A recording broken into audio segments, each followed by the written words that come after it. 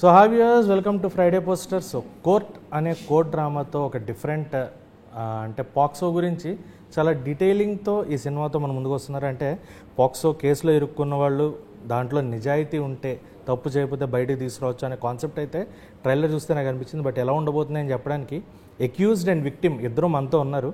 So అసలు ఈ accused victim కథ ఏంటి వాళ్ళు మాట్లాడి తెలుసుకుందాం. హాయ్. సో స్టార్ట్స్ విత్ ఎక్యూజ్తో చేద్దాం, విక్టిమ్తో చేద్దాం. విక్టిమే బెటర్. సో యా, ఈ కథ వచ్చింది, ఎలా వచ్చింది, రొటీన్ వేలో. బట్ నీకు చేసేటప్పుడు you will be having that gut feeling, right? ఈ సినిమా నా కెరియర్కి హెల్ప్ అవుతుంది అని ఫస్ట్ టైం స్క్రీన్ మీద కనిపిస్తున్నప్పుడు మనకు అది ఉంటుంది. నెక్స్ట్ వచ్చే సినిమాలు మనకు ప్రాపర్గా రావాలి అంటే first cinema will be the first step.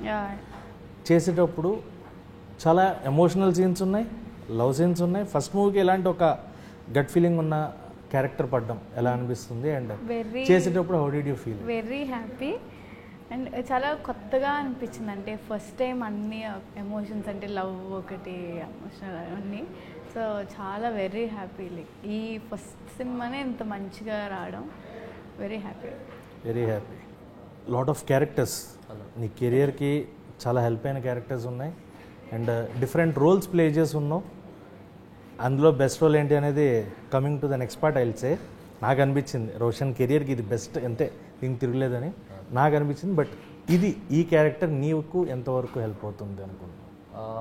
Definitely ఇప్పటివరకు చేసిన క్యారెక్టర్స్ వేరు. అంటే నన్ను అడిగితే కోర్ట్ యాజ్ అన్ యాక్టర్గా కోర్ట్కి ముందు కోర్ట్కి తర్వాత అని చెప్తా. ఈ పాయింట్ చెప్పావు కాబట్టి నేను ఇందాక చెప్తాను కదా, నా వరకు నాకు అంటే ఇది నేను చూడలేదు కాబట్టి the character you played will be నీకు అనిపించినంత వరకు కోర్టుకు ముందు కోర్టు తర్వాత. బట్ నా వరకు రోషన్కి స్వాగ్కి ముందు స్వాగ్కి తర్వాత. ఆ స్వాగ్ అనే సినిమా that gave you the perfect character అనేది నా పాయింట్. సో ఈ సినిమా చేసేటప్పుడు Nani garu mainly you worked with him, Saripodhaa Sanivaaram, నిన్ను కాపాడే క్యారెక్టర్. సో ఆయన నిన్ను ఓకే చేసేటప్పుడు డిడ్ యూ ఫీల్ దట్ నిన్ను అందులో చూసి రోషన్ కాబట్టి ఓకే అన్నారా, లేదంటే అదర్ పెర్ఫార్మెన్సెస్ మీద బేస్ చేసుకున్నారా? అంటే నాని అన్నకి నేను సరిపోదా చేసేటప్పుడు ఫస్ట్ డే మేము కలిసినప్పుడు బేసిక్గా ఒక యాక్టర్ని ఓన్ చేసుకోవాలంటారు కదా. సో నాని అన్న అలా స్టార్ట్ చేశాడు నాతో మాట్లాడడం. సో ఈజ్ లైక్ చాలా క్యాజువల్గా మాట్లాడి, సరే మిషన్ ఇంపాసిబుల్ చేసావు కదా అన్నాడు. ఎస్ అన్న. స్వరూప్ సార్ గురించి మాట్లాడాం అండ్ దాని తర్వాత మిషన్ ఇంపాసిబుల్ గురించి మాట్లాడాం. RX-100 మీద మేము వచ్చే ఎంట్రన్స్ సీన్ అప్పుడు అలా మా క్యాజువల్ టాక్ నడిచింది. సో యాజ్ నన్ను ఓన్ చేసుకున్న తర్వాత అన్న మాట్లాడిన మాటలు అవన్నీ. సో బేసిక్గా అలా ఓన్ చేసుకున్నాను నాని అన్న. దాని తర్వాత అంటే క్యాజువల్గా మేము షూట్ అయిపోయింది. దాని తర్వాత సరిపోదా ప్రీ రిలీజ్కి దేనికి నేను అటెండ్ అవ్వలేదు. బట్ ఈ వాల్ పోస్టర్స్ అన్న తర్వాత ఐ వాజ్ వెరీ ఎక్సైటెడ్ అండి. అంటే ఈ సినిమాలో కథ విన్న తర్వాత I was really wanted to నాకు తెలిసి నాని అన్న నన్ను ప్రీవియస్ సినిమాలు చూసి సెలెక్ట్ చేయలేదని అనుకుంటున్నాను. ఎందుకంటే నేను చేస్తానని తెలుసు అన్నయ్యకి, అంటే నాకు తెలిసి నేను చేస్తానని తెలుసు, కానీ దీంట్లో నన్ను కొత్తగా ఒక ఫ్రెష్గానే చూడాలనుకున్నాడేమో. బట్ అన్నయ్యకి ఆబ్వియస్లీ కథ తెలుసు కాబట్టి నన్ను చూసినప్పుడు ఓకే చందుగాళ్ళలో బాగుంటాడు, వీడు చాలా ఫ్రెష్ అని అన్న అనుకున్నాడు కాబట్టి ఇలా వచ్చాను. కానీ నన్ను సరిపోదాలో చూసా, దాని ముందు సినిమాలో చూసా వీడు చేయగలుగుతాడన్న ఇది, అంటే అన్నకి ఎలాంటి హోప్ ఉందో తెలియదు, కానీ దీంట్లో మాత్రం నన్ను ఫ్రెష్గా పోర్ట్రే చేయొచ్చు అన్న ఇదితో అయితే నన్ను నాని అన్న ఇది చేశాడు. సూపర్. సో శ్రీదేవి ఫస్ట్ సినిమాకి క్యారెక్టర్, ఇలాంటి క్యారెక్టర్ పడడం ఒక ఎత్తు అయితే, ఒక మంచి లవ్ సాంగ్ కూడా పడింది. చాలా రేర్ కేసెస్ ఒక డ్రీమ్ ఉంటుంది నాకు, అలాంటి ఒక పాట నా కెరియర్కి ఉండాలి అని. అది ఫస్ట్ సినిమాతోనే ఫుల్ఫిల్ అయింది. So how you feel about the song? Very grateful. చాలా యాక్చువల్లీ విజయ్ సార్ మ్యూజిక్లోనే ఎప్పుడూ అనుకునేదాన్ని. అంటే దీప్తి సినేనావి రీల్స్ అంటే లైక్ మ్యూజిక్ వీడియోస్ వచ్చేవి కదా, ఏదో ఒక మ్యూజిక్ వీడియో నాకు ఇష్టం అలా చేయడం. సో అదేంటో ఈ సినిమా ద్వారా విజయ్ గారే ఇదంటే అసలు వెళ్ళి నాకు అసలు అమ్మో ఓకే అన్నట్టు అనిపించింది. సో మరి అలాగే ఆడియన్స్ కోసం అంటే మాకు ఒక రూమర్ కూడా నడుస్తుంది బయట, Sridevi is a good singer అని. అమ్మో, ఇప్పుడు అందరికి నేను రోషన్ ఇందాక అడిగింది కూడా అదే. అంటే కుదరదు. అస్సలు నాకు అంటే ప్రతి మనిషిలో కూడా ఒక బాత్రూమ్ సింగర్ ఉంటారు. ఖచ్చితంగా మనం పాడుకుంటూ ఉంటాం, హమ్ చేస్తూ ఉంటాం. ఇంత హిట్ అయిన సాంగ్ నువ్వు హమ్ చేయలేదంటే మేము ఎవరన్నా నమ్మం. అది పాడుతుంది, పాట రాదు, ఆంటీ కూడా పాడతారు. లేదు ఒక 2 lines ఇప్పుడు తెలుగు ఆడియన్స్ ఓన్ చేసుకుంటున్నారు శ్రీదేవి అని. చాలా మంది చెప్పుంటారు లావణ్య త్రిపాఠి అని. ఇది చూసిన తర్వాత వద్దు. రోషన్ 2 lines హెల్ప్ చేస్తాడు తర్వాత. వద్దు, ఫస్ట్ ఇద్దరం పాడతాం. ఓకే, ఓకే, మాకు కావాల్సింది అదే. ఆకాశం కమ్ 3 2 1 గో. గో నేను పాడేది సైలెంట్గా ఉందామనా? కుదరదు అట్లా. రెడీయా? ఫాస్ట్గా వెళ్ళాలి మనకు మళ్ళీ. 3 2 1 గో. ఆకాశం తాకాలి అని ఉందా, నాతో రా చూపిస్తా సరదా, నేలంతా చుట్టేసే వీరుందా, ఏముంది ప్రేమిస్తే సరిపోదా. సూపర్. మరి ఇద్దరిలోనూ బాత్రూమ్ సింగర్ కదా, చిన్న కవర్ అంటే ఇది కొంచెం డిస్క్రైమర్ వేసి అది డిస్క్లైమర్ అక్కర్లేదు. సూపర్ ఉంది, సూపర్ వాయిస్ ఇద్దరిది కూడా. నువ్వేమన్నా ట్రై చేస్తావా సింగర్? బాత్రూమ్ సింగర్ నేను అసలు. కానీ నీ వాయిస్లో బేస్ ఉంటుంది, సింగింగ్ వద్దు. మొత్తం బేస్ని కరెక్ట్గా వాడు. అర్జున్ సర్కార్ లాంటి క్యారెక్టర్ చేయాలి అయితే నెక్స్ట్. అర్జున్ సర్కార్ లాటియా? ఓకే.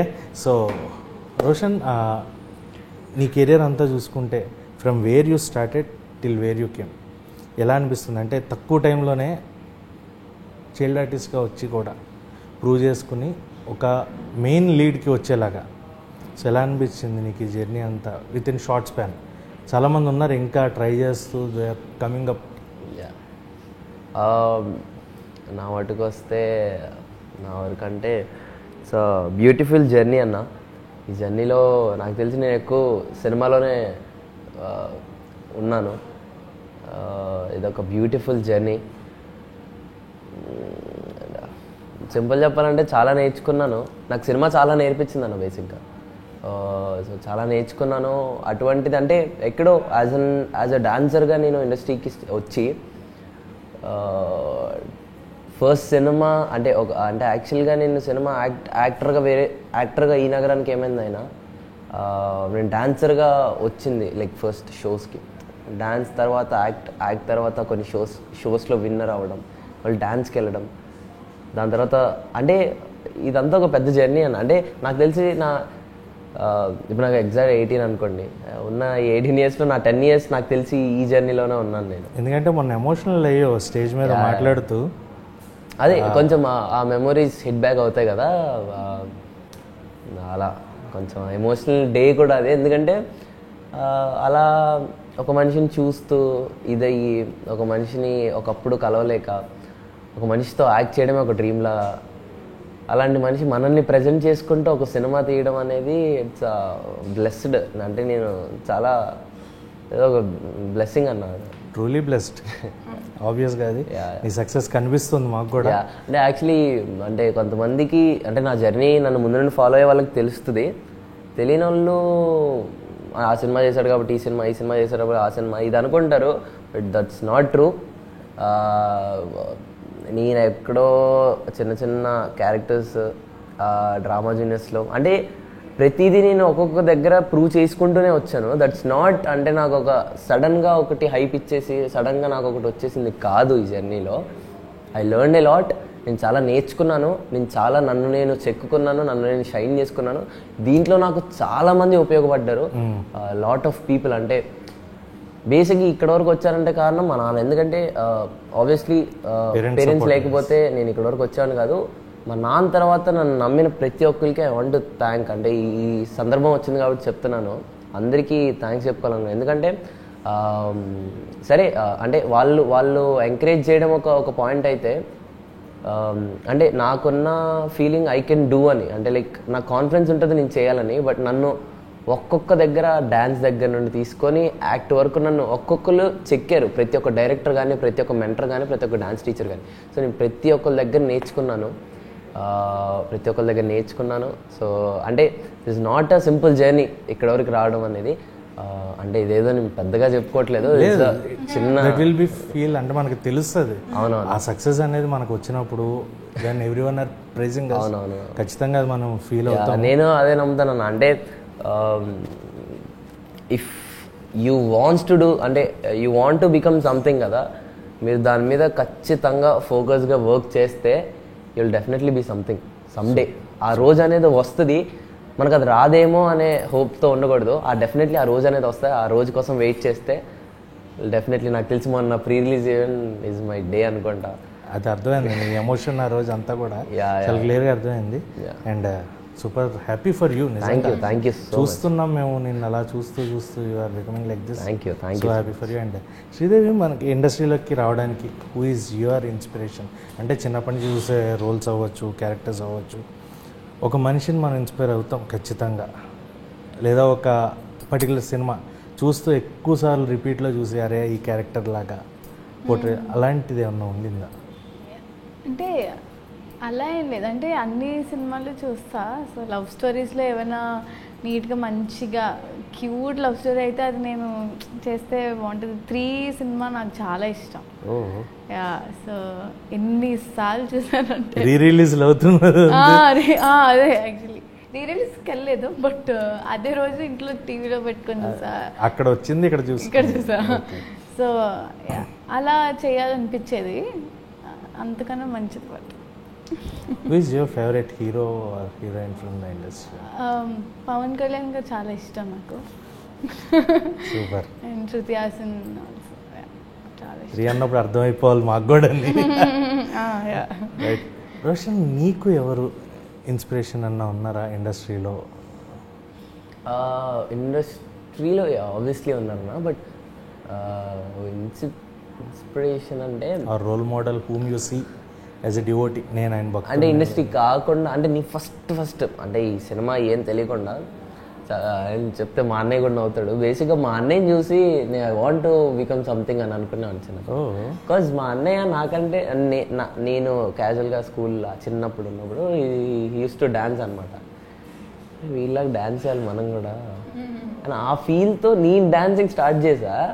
నేను ఆ డాన్స్తో ఎక్కువగా నేను అంటే కన్సిస్టెంట్గా నేను అలా వెళ్ళాను. సో మావాడు మధ్యలోనే బ్రేక్ వేస్తాడు. అంటే మావాడు చాలా క్యాజువల్గా డ్యాన్స్ నేర్చుకున్నాడు. నేను వాడిని చూసి నేర్చుకొని డ్యాన్స్ వేయడం స్టార్ట్ చేశాను. సో మా ఇద్దరు ఇంట్రెస్ట్ చూసి మా నాన్న మమ్మల్ని ఎంకరేజ్ చేయడం స్టార్ట్ చేశాడు. సో దట్స్ హౌ, అంటే ఐ గెస్ మా అన్నయ్య నాకు రోల్ మోడల్. ఎందుకంటే వాడే అనమాట. అంటే ఎందుకంటే నేను డ్యాన్స్ స్టార్ట్ చేయడం ఇనిషియల్ స్టేజే వాడు. అండ్ మా నాన్న లేకపోతే నేను ఇక్కడ ఉండేవాను కాదు. So obviously my family.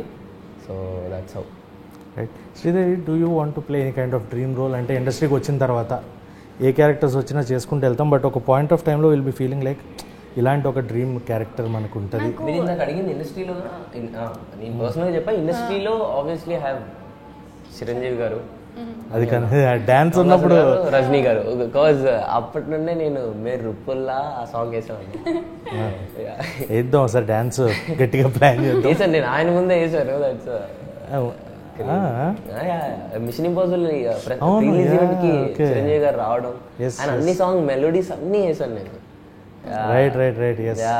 అమ్ముడు పాత సాంగ్ ఏది మెరుపులా కూడా వేసాను. అక్కడ నుండి తీసుకుంటే రీసెంట్ అమ్ముడు లెట్స్ టు కుమ్ముడు వరకు, అప్పుడు అంటే 2022 వరకు ఉన్న సాంగ్స్ వరకు అన్ని కవర్ చేశాను. మొత్తం కవర్ చేశాను. ఆయన స్టేజ్ మీదకి వచ్చి చాలా బాగా చేసావు, కాకపోతే ఇదే డాన్స్ మళ్ళీ నన్ను ఇప్పుడు చేయమంటే నేను చేస్తానో లేదో నాకు తెలియదు అంటున్నారు.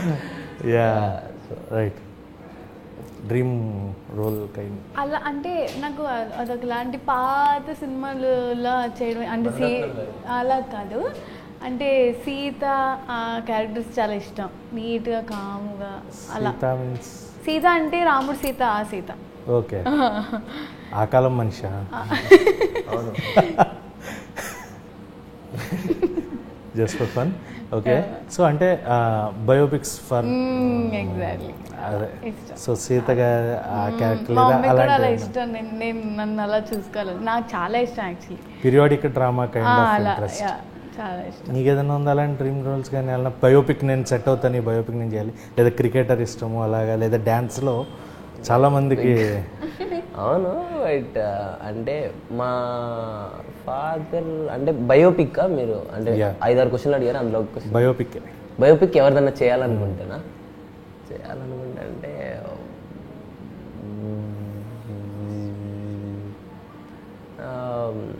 నాకు తెలిసి క్రికెటర్స్లో అయితే సచిన్ గారిది చేయాలనుకుంటా క్రికెటర్స్లో సచిన్ గారిది చేయాలనుకుంటా యాక్టర్స్లో చిరంజీవి గారిది చేయాలనుకుంటా Chiranjeevi garu biopic చేయాలనుకుంటా obviously chance వస్తే ఎవరు వద్దనుకుంటారు ఆబ్వియస్లీ చాలా చిరంజీవి గారు బయోపిక్ చేయాలన్నారు రైట్ డ్రీమ్ రోల్స్ అంటే dream genre favourite genre which you watch and which you feel like doing that movie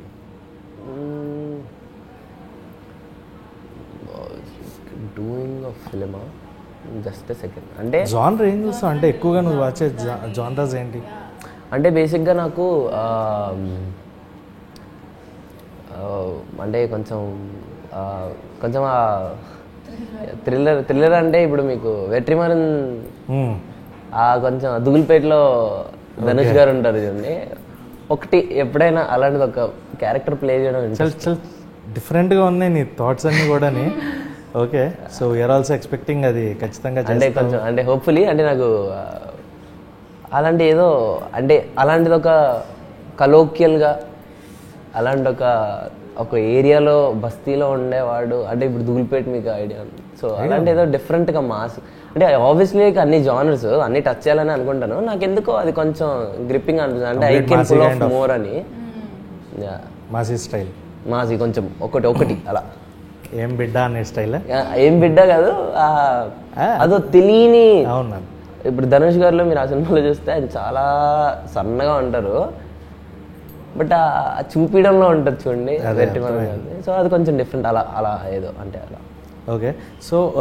coming to court again Darshi garu ఆయన సీక్వెన్సెస్ ఉంటాయంటేనే ఖచ్చితంగా ఎందుకంటే court drama as a lawyer so ఇందులో దాని గురించి ఏమైనా తెలుసుకున్నాం అసలు కోర్టు ఎలా ఉంటుంది ఏంటి వాళ్ళు తెలుసుకోవడమేనా యాజ్ అన్ యాక్టర్స్ మీరు కూడా కోర్టు ఏంటి అందులో జడ్జెస్ ఏంటి ఎందుకంటే మనకి పబ్లిక్ ప్రాసిక్యూటర్ ఉంటారు డిఫెన్స్ ఉంటారు సో దాని గురించి అసలు ఏమైనా స్టడీ చేసావు నువ్వు కూడా లేదా అంటే అది చెప్పింది చేసుకుంటూ వెళ్ళిపోవడం అంటే ఈ కథ వినేంత వరకు నాకు సిరికి అస్సలు ఐడియా లేదు పాక్సో గురించి అంటే పాక్సో అనే ఇది ఉంది యాక్ట్ ఉందని తెలుసు కానీ అసలు యాక్ట్ ఎప్పుడు వేసుకోవాలి అది ఏమవుతే ఎలా వేయాలి అసలు ఐడియా లేదు ఈ కథ విన్న తర్వాత క్లారిటీగా అర్థమైంది ఓహో ఇది ఇలా వాడితే ఇది తప్పు ఇలా వాడాలి దీన్ని ఇది సో ఇలా అర్థమైంది ఆన్ సెట్స్కి వెళ్ళిన తర్వాత అసలు ఏంటి ప్రాసిక్యూటర్ ఏంటి డిఫెన్స్ లాయర్ ఏంటి జడ్జ్ ఏంటి టైప్ రైటర్ స్టెనో ఏంటి కింద ఇచ్చే అతను వీళ్ళన్నీ అదొక కొత్త ఎక్స్పీరియన్స్లా అనిపిస్తుంది అంటే దర్శన్ అని అడుగుతుండే అంటే అన్న చెప్తుండే నాకేం డౌట్స్ ఉన్నా అంటే అన్న ఇంకెక్కువగా తెలుసుకున్నాడు బికాజ్ అన్నయ్య వాళ్ళ ఫ్రెండ్స్ కొంతమంది హైదరాబాద్ సైడ్ ఉన్నారు దే ఆర్ లాయర్స్ అన్నెళ్ళి యాక్చువల్గా అన్నంత డెడికేటెడ్ అంటే ఒకరోజు ఇలా సూట్ అడిగి ఆయన అదే గెటప్లో ఆయన కోర్టుకి వెళ్ళి అన్ని చూసుకొని హైకోర్టుకి వెళ్ళి అన్ని చూసుకొని వచ్చాడు అదే చెప్పారు తెలిసింది అది సో కాకపోతే మీ ఇద్దరు వచ్చిన నేను హీరో అని ఏదో అనుకున్నారు అవును ఎవరు హీరో ఎంతకి అంటే సరదాగా తెలుసు మాకు సరదాగా మా దృష్టిలో కథ హీరో ఆబ్వియస్లీ అందరి దృష్టిలో అదే ఈ సినిమా తర్వాత what are your next upcoming projects ఏం లైనప్ ఎలా ఉంటుంది ఏంటి అంటే దీని తర్వాత అంటే నేను ఈ కథ అన్నిట్లో కంటే లాస్ట్ ఓకే చేసుకున్న కథ కోర్ట్ బట్ ఇదే ఫస్ట్ రిలీజ్ అవుతుంది దీనికి ముందు ఒప్పుకున్నవి ఇప్పుడు రిలీజ్ అవ్వడానికి ఉన్నాయి ఆల్ ఇండియా ర్యాంకర్స్ అని ఒక వెబ్ సిరీస్ అదొకటి ఉంది అండ్ స్వాగ్లో క్యారెక్టర్ చేసినప్పుడు it's completely different out of the box క్వశ్చనే చాలా డేర్ ఉండాలి అలాంటి ఒక క్యారెక్టర్ చేయాలి అంటే ఆ రోజు థియేటర్ దగ్గర కూడా నేను చెప్పాను అది what is the applause you got best applause ఆ క్యారెక్టర్ చేసినందుకు బెస్ట్ అప్లాజ్ అంటే ఆ క్యారెక్టర్ అనేది నీకు గుర్తుండిపోతుంది లైఫ్లో ఆబ్వియస్లీ అంటే ఇప్పుడు ఇలాంటి ఎన్ని పాత్రలు చేసినా బేసిక్గా ప్రతి ఒక్క యాక్టర్కి అదొకటి ఉంటుందండి ఏ పాత్ర చేయి నువ్వు ముసలోడి క్యారెక్టర్ చేయి అమ్మ క్యారెక్టర్ చేయి ఏ పాత్ర చేసినా నువ్వు ఆ హిజ్రా జానర్ టచ్ చేస్తేనే నువ్వు యాక్టర్గా కంప్లీట్ అయినట్టు అనేది ఒక ఇది ఉంటుంది. ఐఎమ్ వెరీ బ్లెస్డ్, నాకు ఇంత చిన్న ఏజ్లో అలాంటి ఒక సినిమా రావడం అండ్ నేను డ్యూయల్ రోల్ ప్లే చేయడం అనేది ఐఎమ్ రియలీ బ్లెస్డ్. అంటే ఆడియన్స్ నుండే నాకు అప్లాజ్ వచ్చింది కాబట్టి నాకు అర్థమైంది, okay I did justice for this film. విభూతి అనే క్యారెక్టర్కి నేను జస్టిఫై చేశాను అని నాకు అనిపించింది. I'm really happy. అదొక్క సీక్వెన్స్, ఒక డైలాగ్ ఏదన్నా చెప్పగలవా మనకి? అది అసలు అంటే చాలా డిఫరెంట్. అంటే మళ్ళీ నేను చందుగాడి నుండి విభూతికి వెళ్ళిపోవాలి. So will be on Court. Okay fine, super. So Vibhuti character అది నీకు ఎలా అయితే గుర్తింపు తెచ్చిందో, మోస్ట్లీ వీ ఫీల్ లైక్ సినిమా హిట్ అనేటప్పుడు మనకు గుర్తొచ్చేది ఫస్ట్ క్యారెక్టర్ నేమ్స్ ఎప్పుడైతే జస్టిఫికేషన్ పబ్లిక్లో ఉంటాయో ఆ సినిమాకి సక్సెస్ వచ్చినట్టు. యాక్చువల్లీ ట్రూ, నేను అది నమ్ముతా. అంటే ఒక గీతాంజలిలో మన నాగార్జున గారు కనబడు, వీ ఫీల్ లైక్ ప్రకాష్ అంట. అవును అవును. అలాగే ఏమై చేసేవాళ్ళ కార్తిక్, అది రిప్రజెంట్ అయిపోతుంది. ఆరెంజ్లో రామ్ చరణ్ గారి క్యారెక్టర్ కానీ మనకి అవి ఆ పేర్లు అలా ఉండిపోతాయి. సో చందు అనేది నీకు ఎంతవరకు ఉండిపోతుంది ఈ సినిమాతో అని అనుకుంటున్నావు? ఎందుకంటే వీ హర్డ్ దట్, నాని గారి దగ్గర నుంచి వీ హర్డ్ దట్ చందుగా గుర్తుండిపోతాడు అని. అవును అవును.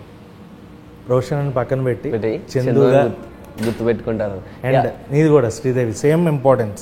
సో ఆ క్యారెక్టర్స్ గురించి చెప్తే. అంటే బేసిక్గా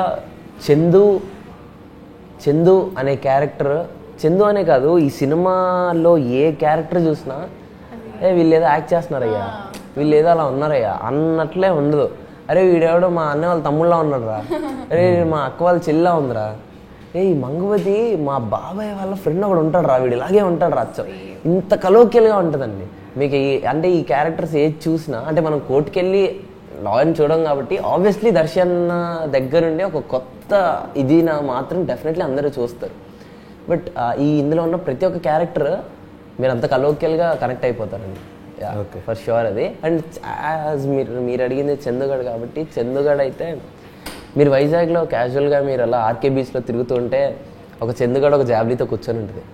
చాలా మంది ఒక చందుగఢ్ ఒక జాబ్లీతో కూర్చొని ఉంటారు. మేము షూటింగ్ చేసేటప్పుడే అదే బ్యాగ్ క్యారీ చేసుకుంటుంది అబ్బాయి, అమ్మ బ్యాగ్ తీసుకుని నడుచుకుంటాం. మేము అదే టైంలో అట్లా రోప్వేలో కూర్చొని చూస్తున్నాము. అలా ఉంటుంది న్యాచురల్ గా. సో అంటే ఓన్లీ వైజాగ్ పీపుల్ అనే కాదు, చాలా చోట్ల ఉంటారు. బట్ ఇది ఈ కథ బేస్డ్ ఆన్ వైజాగ్ కాబట్టి కైలాసగిరి ప్రాంతం, కైలాసగిరి అనే కాదు, మీరు సింహాచలం, కైలాసగిరి, ఆర్కే బీచ్, తగర్వాల్సా, ఇవన్నీ అంటే ఒక నిజంగా ఒక క్యారెక్టర్ అలాంటి వాళ్ళు ఉంటారండి. మీరు చూడాలి కానీ మీరు అలాంటి వాళ్ళు ఉంటారు. సో మీరు ప్రతి ఒక్కరు డెఫినెట్లీ కనెక్ట్ అవుతారు. సో నాని గారు అన్నట్లు చందుగఢ్ క్యారెక్టర్ గుర్తుండిపోతుంది. ఆయన ఆయన ఆయన అన్న తర్వాత ఇంక నేను అన్నంలో అసలు ఇదేం లేదు, అసలు నాని అని అన్నాడంటే ఇంక అది గుర్తుండిపోద్ది అంతే. నాని గారి చాయిసెస్ కూడా అలాగే ఉంటాయి. అండ్ జాబ్లీగా చూస్ చేసుకోవడం, అండ్ హౌ జాబ్లీ ఈజ్ ఇంపార్టెంట్ ఫర్ యూ. ఎన్ని సినిమాలు చేసినా కూడా జాబ్లీ చాలా స్పెషల్. ఎందుకంటే ఫస్ట్ సినిమాని ఇన్ని రావడం అనేది చాలా బ్లెస్. అంటే జాబ్లీ నేమ్ అనేది చాలా మందికి అవును, ఇట్ విల్ బి క్యూట్.